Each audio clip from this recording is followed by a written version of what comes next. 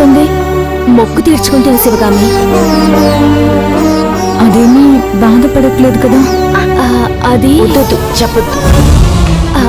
అంతా బానే ఉంది. త్వరగా ఇంటికి రండి. అలాగే శివగామి.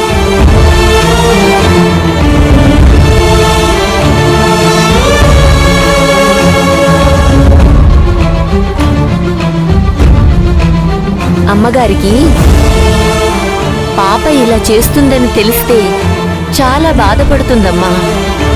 అందుకే చెప్పొద్దన్నాను. కానీ భవానీ పడుతున్న కష్టం చూస్తే బాధగా ఉంది.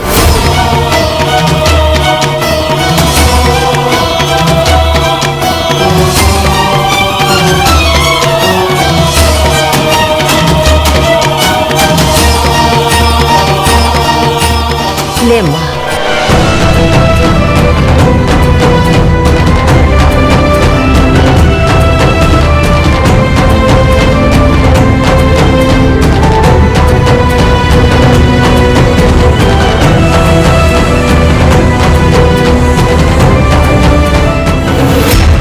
అయ్యో అయ్యో భవానీ భవానీ భవానీ అయ్యో ఏమైంది?